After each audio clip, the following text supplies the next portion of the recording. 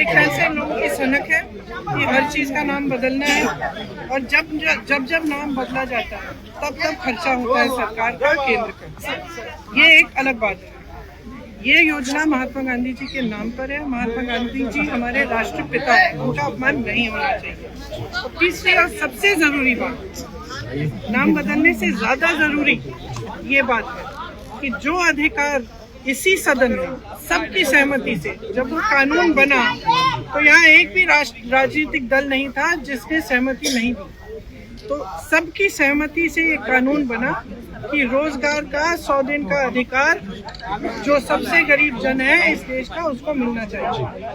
अब इन्होंने बहुत चालाकी की है, क्योंकि ऊपर से ऐसे दिखता है कि सिर्फ नाम बदल रहे हैं और 100 से 125 दिन को बढ़ा रहे हैं। लेकिन इसको अगर ठीक तरह से पढ़ा जाए तो इसमें 2-3 ऐसे विषय हैं जिनसे ये एकदम ये योजना कमजोर क्या ये खत्म हो सकती है।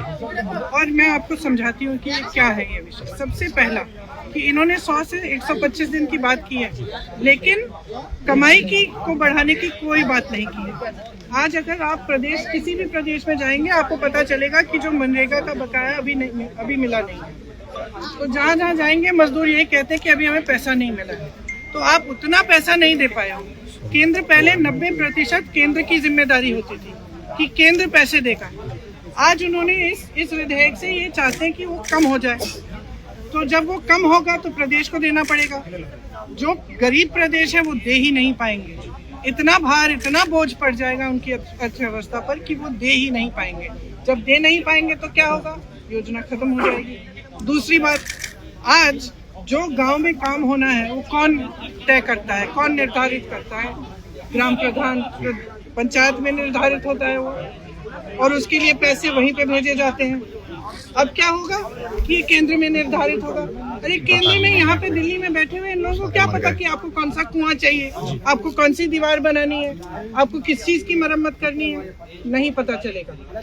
और इससे क्या होगा कि जो अधिकार आपने पंचायतों को दिया था, पंचायती राज द्वारा जो 73वां जो कानून था, संशोधन था, उसके तहत जो आपने अधिकार दिया था वो भी खत्म हो जाएगा। इसका मतलब है कि आप केंद्र में आप सारी सत्ता चाहते हो, आप ये निर्णय लेना चाहते हो कि कितना पैसा किसको कब भेजेंगे, किस काम में जाएगा, आप ये निर्धारित यहाँ केंद्र में करना चाहते हो।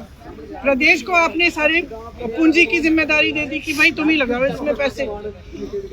और जो पंचायत में है, जो गांव में है, उसका क्या होगा? उसको जो अभी मजदूरी नहीं मिल रही है उसका क्या होगा? 125 दिन कहना आसान है, उसके पैसे दोगे? खुद कह रहे हो कि नहीं देंगे, तो क्या होगा? स्कीम खत्म हो जाएगी, एक साधारण स्कीम बन जाएगी जो बाकी सरकारी स्कीम है। इसमें जो अधिकार है, जो ग्रामीण जनता के लिए, जो हमारे सबसे गरीब भाई बहनों के लिए जो अधिकार है वो खत्म करने जा रहे हैं। और आप जहाँ भी जाएंगे इस देश में, दूर से पता चल जाएगा कि ये मनरेगा का लेबर है, ये मनरेगा का मजदूर है। दूर से पता चल जाएगा।